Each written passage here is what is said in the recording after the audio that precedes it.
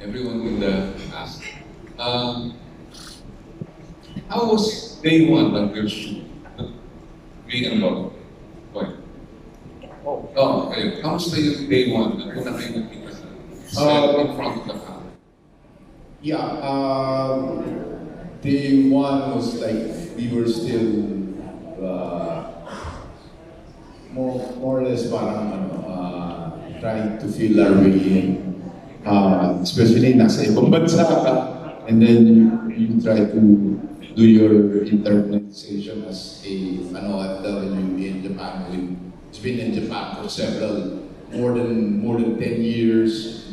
So the adjustment na kailangan gawin for that day, medyo nahirapan ako ng konti. Ako I don't know about B, but medyo ako nahirapan ako na. In terms The of, first day. in terms of relating with Vilma, Creating a scene with Vilma, it was easy, no? It's easy for me to, yun lang makakatulong sa akin.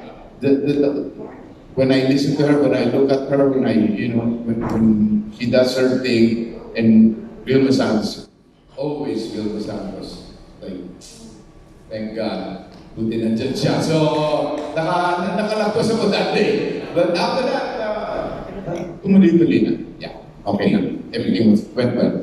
If I remember right, dapat originally ang alis namin March 25. Unfortunately, nagkaroon ng konting hassle. So we left for Japan April 1. So pagdating namin doon, gusto namin habulin yung snow. Tama yan? Gusto namin habulin yung snow. So dumating kami doon April 1, but we really had to go to the mountain to make sure na meron kaming snow na makukunan. So si Reg, lahat kami kinausap niya na nandun sa Japan. We have a very lean crew. Kinausap niya, are you willing to wake up at 3 a.m.? Remember yet to? 3 a.m. because we will pull out at 4 a.m.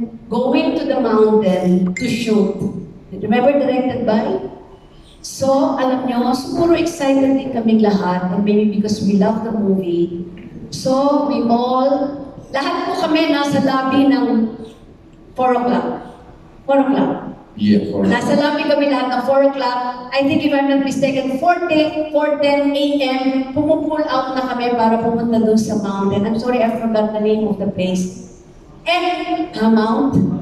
Hindi Mount ulit. And then, pull out na kami siguro mga 2 hours yan. 2 hours? What? No. Hindi, yung going to the mountain. No, that's 6 hours. 6 hours? Oh my God. 6 hours. It took us like... Antok pa ako. Yung travel time namin was about 12 hours. 6 hours going, and then nag-shooting kami ni Yedbo sa snow. Pag-shooting namin ni Yedbo, first scene. Tama? Yan. Anong gagawin natin dito? Ito mga director ko, alam mo, si Direk Rado, si Direk Romel, alam mo yung sabi sa amin, basta mag-create kayo dyan kung ano gusto yung scene. Tapos ko, anong gagawin natin dito? E di, kung ano yung mapag-uusapan natin dito, like going back to Manila. So, madalit salita, first scene pa lang, nag-create na kami ng mga eksena namin sa tulong ng aming mga direktor. So, madalit salita, we were able to shoot hanggang hapon, and then going back to the hotel, another 6-hour drive. So 12 hours going there, just to make sure na meron kaming snow sa movie. That was our first day. kaya parang nag-direct din si Christopher sa film. Siya po? No, not they're the ones directing. Yeah. You're getting as associate director. Yes, it's some of the scenes that they need the Direct Rado and Direct Romel needs me to ask me to be of help. I think yun ang memorable sa akin sa movie na to. Pag may director kami, si Direk Rado, si Direk Romel, pero there are some scenes na nire-require nila Direk Rado at saka ni Direk Romel na si Yet po ang mag-direct sa akin. Si Yet po ang nag-motivate sa akin. And Even yan po. Ibig ko lang sabihin, iba yung ka-eksena mo, ka-love team mo, dami na namin pelikulang ginawa. Tapos nung nasa Japan kami, hindi ko ma-imagine, dinidirect ako ni Yenbo. Alam movie. Ang bakit? Parang, director ko ba to? O ka-love team ko to? Ano ba dito sa dalawa? Alam movie. Ganito yan, background, ganito yan, close-up mo yun, ha? So, such an experience and I've enjoyed it. Christopher De Leon directing me. It's ibang experience when we were in Japan. Thank you, Ian. Thank you. Last na lang, June. You have not worked together for how many years? Almost 20 years yata. Anything kayo Last was Mano po. Last movie together was isang Mano. movie. Ano ang napansin ninyong changes personally and professionally sa inyong dalawa? What did you notice na marked change or improvement kay Christopher at saka kay Vilma? Anong nagbago? Ano nagbago? Parang, actually, we're more like okay, so our last movie was Mano po, and then she became our governor. So, iba yung yung relasyon ng, being the governor and all that. And then nung ginawa na namin ito, it was like, for me, parang it was a great relief na we were so relaxed with each other. No? And then she was always telling me, sabi niya, ikaw mag-associate director, ikaw magpapakindi, ikaw. I said, well, and then even Reggie said, ikaw mag... So, I was like, given the task of, taking good care of Madam V. And it was like, I enjoyed it so much. Yung artistic, yung juices ko, nalalabas ko when I'm with Madam. So, dito lumabas lahat. And I'm very proud of this movie. Halos kami ni Direk Romel and Rado ang halos nagbuo ng material, and it was fun. It was really fun. Yung pinagin kasi ni Yepo, after Mano po o Mano po, parang governor ako noon. Si Yepo is the #1 board member in Batangas. So nakikita kami doon ni Yepo, pero parang nawala yung pagka-artista namin. Parang ang naging priority namin ni Yepo nung may trabaho tayo rin. Hindi kami artista. Ano ba yung project mo? Kailangan sa sanggunian, di ba? More on mga government decisions, job, work. Pero nung balik tayong tambalan dito, parang bumalik talaga kami sa normal. Tama si Yepo, yung na-relax ka uli, parang anyway itong mundo ko din, di ba? Plus the fact, I think my last movie was everything about her, 6-7 years ago. And then that's why I was telling Yepo, kailangan ko i-motivate mo ako. Be the associate director. Kasi nandiyan naman si Direk Rado, Direk Romel, they're very good. Pero siyempre, iba pag si Yepo ang magmamotivate, mabalik ko lang ba? Kasi matagal-tagal din ako napahinga. Hindi rin biro yung pagiging isang public servant. So yun naman talaga ang ginawa ni Yepo sa akin. Talagang ginaid ako ni Yepo and dumating kaming dalawa. Kasi iba yung role namin dito ni Yepo. Dumating kami dalawa. Sa tulong ni Direk Rado Romel, na kami ang nag-create ng eksena. Alam niyo ba yun? Kasi dati, artista kami ni Yepo, kung ano sasabihin sa amin ng director, o ikaw dito, ito eksena, gano'n. Okay na, gagawin lang namin ni Yepo. But this one, we were involved. Tama? We were involved. Pati yung, ano kaya yan kung gagawin ko to? Direk, di ba Direk? Ano sa tingin nyo? Parang ito yung gusto kong gawin, ito yung gusto kong sabihin. Sasaluhin naman ni Yepo. So alam niya yung nararamdaman ko, alam ni Yepo, kaya alam niya saluhin, or vice versa. Ganon namin inatak yung mga importanteng eksena dito when I met you in Tokyo. Kasi yung bandang latter part, may mga importanteng eksena na kaming dalawa. Which kailangan medyo alaga yung mga eksena para hindi naman kami magmukhang trying hard. Yung umarami kami, mga eksena, bagay sa edad namin. Yun. So, very exciting. Something different for us sa many years ago. Salamat, thank you. Thank you, Canastor.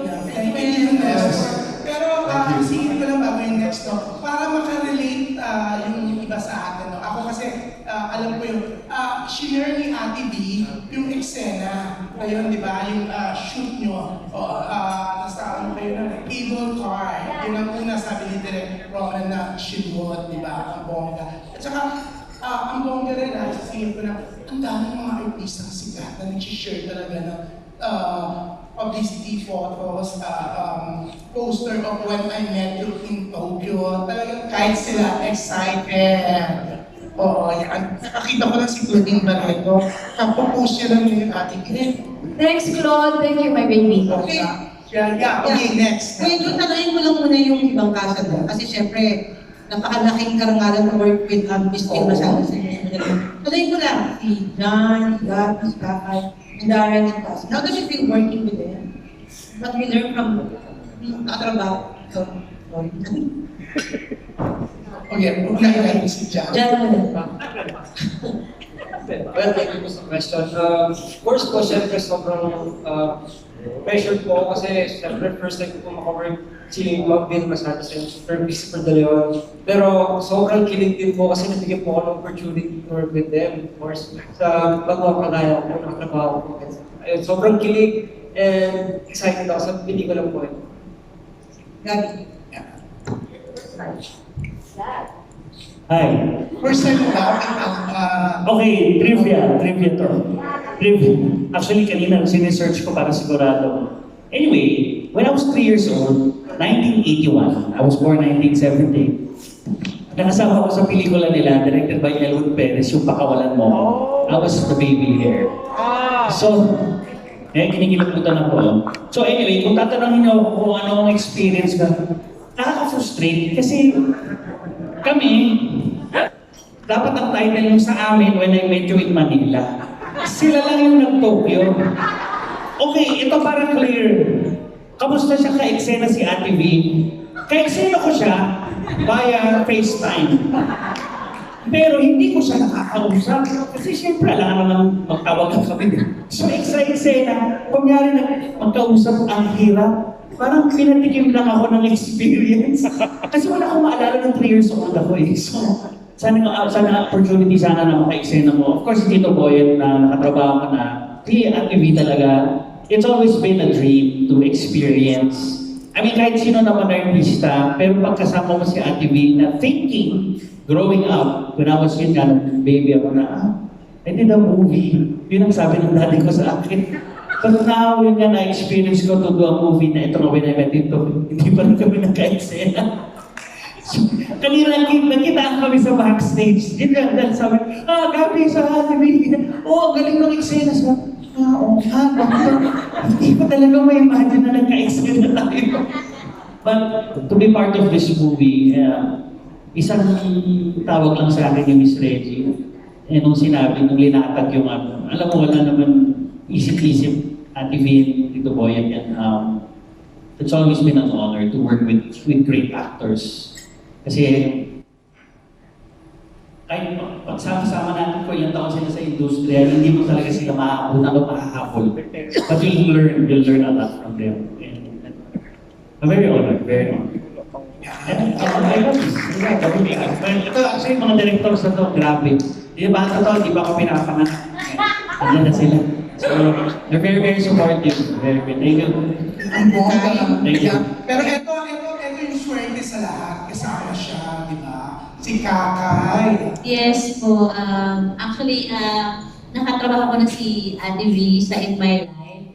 So, ayun yung pinaka-nakakatakot. Pero alam nyo, pag nakatrabaho si Ate V, kahit hindi siya visible sa television or film or sa show business, nagulat ako kasi kilala niya ako by first name Kakay.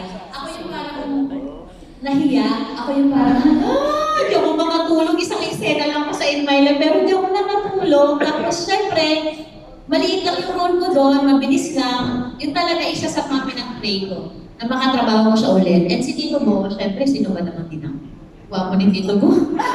Grabe.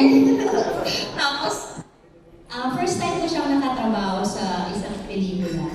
Tapos, thank you Lord, kasi lumipad pa kami sa Tokyo. Kaya kinontak ako ni Mami Reg na talaga namang hapit na hapit sa pag-contact. Siyempre, mami namin siya from first yaya to first lady. Yun, mahal namin yan. So, cancel lahat. Inurong ko yung iba kong mga trip kasi sabi niya, uy, Ate Bito, ito na, cancel na lahat.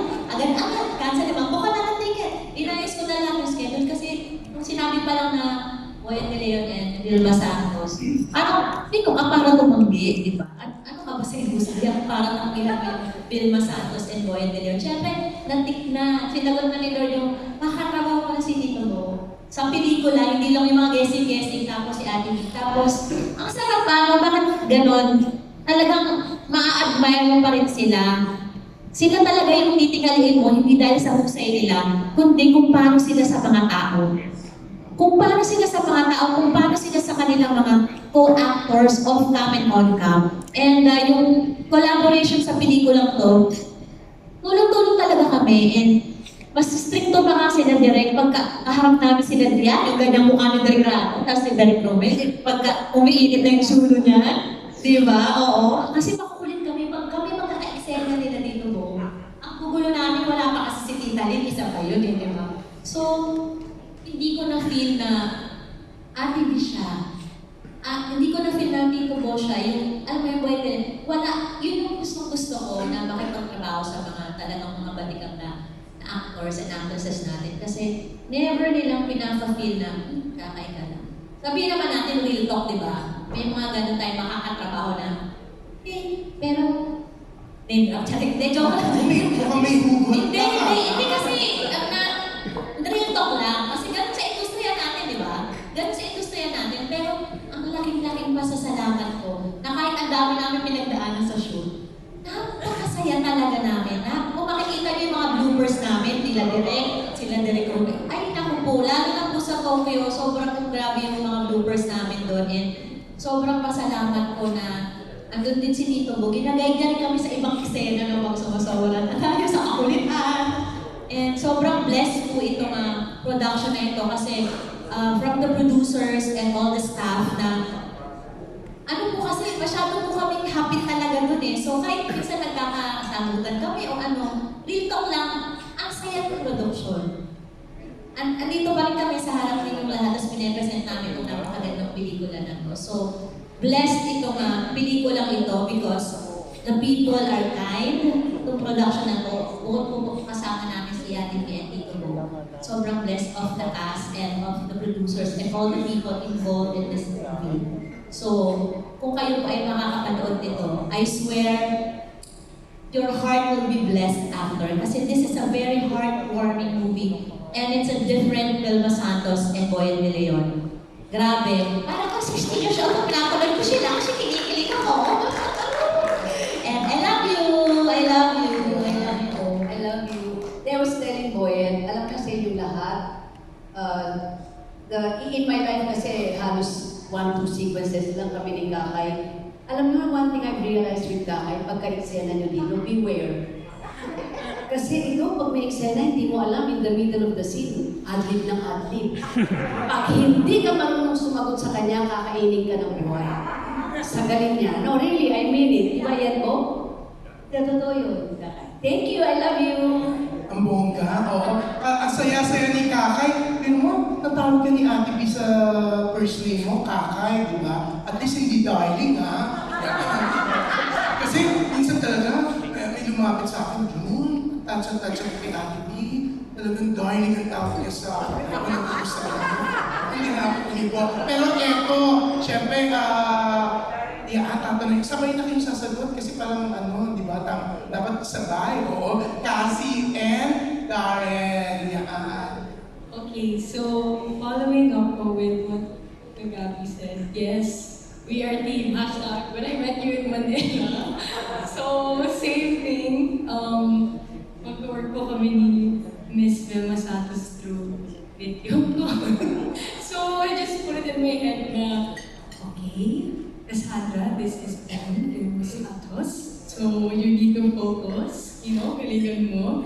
And ayun, of course, it's also a huge honor to be a part of this film with Tito Boyan and with Miss Vilma Santos, and of course, with Dan Espanol, because this is our first casting film. Kakaibang pinig, Yes, grabe. iba po talaga. And of course, I just want to mention as like, siguro, clue, working with Tito Gabby was, wow.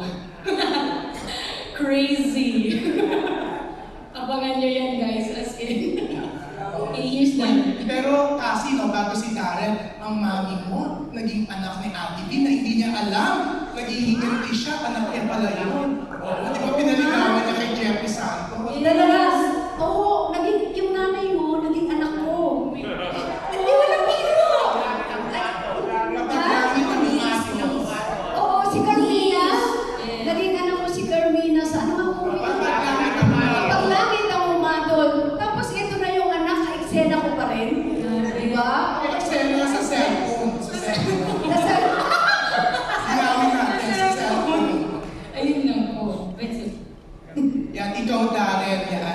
Ayun nga po, even though Team Philippines kami in Sir Gab, ni Cass, ni John, of course, it's still an honor to be part of this film po. Kasi syempre, baguhan pa lang naman po ako sa acting, but to be part of a film na parte pa ng MMFF 2023 is already something that I'd say is a huge part of my life now. It's a highlight in my career as well. And na makasama po sa isang pelikula, si Sir Christopher, Miss Vilma, it really is a privilege for me. And also, kahit po nandito kami sa Pilipinas, ako ay nasa starstruck pa rin sa mga kasama ko sa set. For example, yung mami ko po si Miss Lodlot, yung grandma ko si Miss Gina Anhar. So, yung palaptip ko ba, si Cassie Legaspi. So, ayun po, nasa starstruck na lang din ako sa set kahit dito po sa Pilipinas. And yeah, it's something that I hope each and every one of you enjoy. Yun po. Ang bongga, diba? Pero dapat ang title ng movie niyo, When I Met You in a Cellphone. In a cellphone. Wait lang. Yes, Miss Pwede. Belle. Nasabihin ko lang. Si Ate B, pinili niya talaga sa akin. Besh, lahat ng mga hindi ko naka-eksena, I want to meet them. Pinabi niya talaga sa akin. Even yung first namin, di ba yung announcement sa Opera? Yes. Hindi lang nagkaayos yung schedule, pero sabi niya, I want to meet all of them. I want to see them and meet them and thank them personally for joining the cast. Hindi naman Totoo niya yan, sinabi yan talaga ni Ate. Pero hindi niya sinabi na I wanna meet them and give them cellphones. Kasi, walang ganon. Kala ko pa naman kakaroon ng iPhone 15. Nakaka-excite sa cellphone. Pero yun yung sinabi. Even si Gabby, kaya naman tuwa siya nung si Gabby kasi may taping yan dapat, pero nung tinawagan niya ako, sabi niya, Mare, makaka-join ako ng press con. So sinabi ko agad kay Ate B, sabi niya yun. Kasi gusto nga niya, as much as possible, Kunin mo ba yung ticket? So ngayong gabi. Para din to, thank the press and invite everyone to watch it. Thank you. Premiere night in Tokyo next. Premiere night in Tokyo. Oo, dapat lang. Excited yung mga OFW. So, meron ba? Sino grade? Our next question will come from Amber Nabus of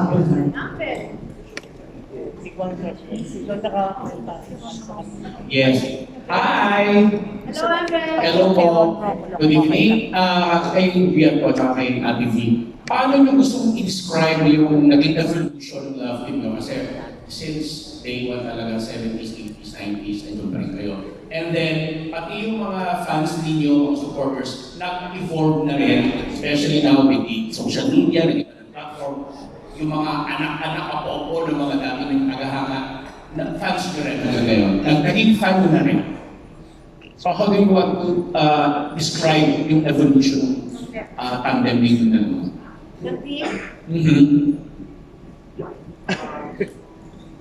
Well, we were lucky.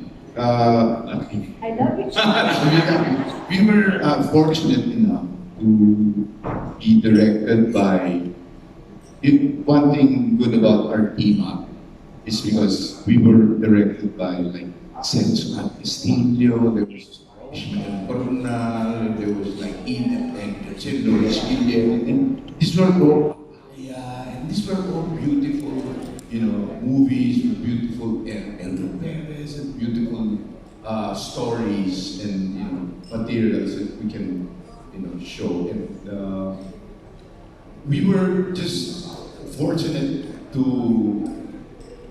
do movies together and then became a love team because we were doing movies that are worthwhile and because kasama namin were really talagang national artists and all that and great directors.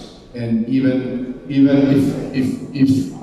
you ask me, nung nag-collaborate kami nila, Direk Grado, Direk Romel, it was already different for me. For me, it was already different. We were like all artists creating a material already. Because before, we were just, sinasabi nga ni Vilma, ni Madam Vilma, na artista. You have to follow Ishmael Bernal. Whatever he says, you do. No? But this time it's like, this movie is like so different, it's so artistically fulfilling for me because we were part of the team that created this. So yun yung for me, para sa akin. And then yung evolution na naging sweetheart, boy next door. Ako boy next door. Tapos naging mag-asawa na kami. Tapos nagkaroon na kami ng maliliit na anak. Hanggang lumaki na yung mga anak namin. Naging piolo pa na yung anak namin. Di ba? And all that. And so this movie is entirely different from the rest of what the movies that we did. Kasi iba na edad namin eh. Iba na yung approach ng love team namin. Iba na yung, for me, it's more mature, it's more endearing, it's more like from the heart, and it's like, I think that's why I'm really excited to see the whole movie. Yeah, that's about it. Agree. 100%. That's very, sa tagal namin ni Yetmo na magkasama, inabot na namin yung dalawa from, Vilma pa nga yata, nag-guest ka pa eh. Hindi pa nga kita kilala eh. O sinabi ng guest mo si Christopher de Leon, sino yun? Wala ka pa meron ka na ba nun yung tinimbang? Meron na, ayun pala, siya pala yun, nagpo-promote. But the first encounter namin talaga ni Yetmo was Tagulan sa Tagaraw. That was the first. Maikot-ikot pa tayo sa beach. Yun lang ibig ko sabihin, punayin nyo kung mapapanood nila yung mga dati naming movies ni Yetmo, hanggang medyo naging mistress na ako ni Yetmo, naging asawa na ako ni Yetmo, lahat na yata, from girl, lahat na yata dinaanan na namin ni Yetmo. So, ang kaibahan lang nito, I agree with Yetmo. With our age now, that is the difference eh. Na-open, in this particular movie, first time ko rin na-experience sa movie namin ni Boyen, with the biggest support and help of Direk Rado and Direk Romel. Kasi, katulong namin sila ang nagsasabi, pero katulong kaming nag-create ng scene. So, the approach is more mature. I will reiterate what he said. It's more endearing. It's more, dati yung inaarte-arte mo, ngayon, in every scene that we did in this movie, we felt it. Nainlove ako kay Joey at nainlove ako kay Ason. Wow. No, really. Sa movie, hindi ko alam, basta even the scene namin, bigla na lang ako umiiyak. Hindi ba yan? Ganun ako ka-affect. Ganun din siya. namin na direct, iiyak kayo dito. But every time we do the scene, we really don't know, pero pag nag-eksena kami, basta naiiyak ako. At ganun din si Yenbo. So it's more of a mature attack, more sincere and more endearing yung pagkakaganap namin dito ni Yenbo. So siguro sa mga gusto namin yung involvement, we are catering this sa mga dati naming fans, mga titos and titas. Correct. This movie, titos and titas, this movie is for you. Again, if I may makulit, but love has no boundaries. And doon sa mga bagets, may bagets kami dito. Itong mga bagets na to, ito pa yung nag-uumpisa. But this one, with our millennial, makikita nyo rin dito kung gaano ka-importante ang magmahal in true love, and at the same time, how to move on with life and love. And at the same time, meron kayong pupulot dito na, lalo na sa mga millennials, respect, forgiveness, nandito lahat yun sa movie namin. So it's a mature movie, very simple love story, but beautiful love story na I think even millennials will enjoy it. Yun. Bonus question ako. Anong feeling niyo ngayon? Anong feeling na, speaking of your own movies, meron isang MMF entry din na parang naging inspiration yung pelikula na nilalabas na yung trailer. Ina-arte din nila yung, anong movie ba naman ba? Relasyon. Naging center siya nung takbo yung Becky and movie nila Eugene at saka ni Pokwang. Yeah, yung nakita mo ba yun? Sa Facebook. Yeah, may mga nakita ko yun. May mga nagte-text sa akin na mga fans at the same time hindi ko rin kilala kung hindi raw ba ako na-offend doon sa parang ginaya yung eksena namin sa relasyon ni Yenbo. I don't think, hindi. Hindi. Parang doon sa trailer, pagkakaalam ko, yun nga yung parang ginagawa nilang gauge, di ba? Na kung paano yata, I think, paano yata sumikat or kailangan itong pag-aaralan kaya natin gawin. Kaya lang siyempre, sino-over nila. Pero definitely, it's an honor para gayahin ka, di ba? Yung eksena namin ni Yenbo sa relasyon. So we really don't mind. We're thankful. Thank you, di ba? Yun. Ako nasusunod. Pero sa relasyon na naman, Taping ko na marites. sumunod, eto muna, may, kasi ngayong, siyempre, pag October 31 and November 3, special day yan para sa mga fans. Poyet and Ate B. Siyempre, birthday po. Happy birthday! Sir Poyet sa October 31, si Ate B, November 3. Kaya, eto po, kakantahan ko muna natin sila ng happy birthday at may pa-surprise kami sa kanila. So let's all sing happy birthday.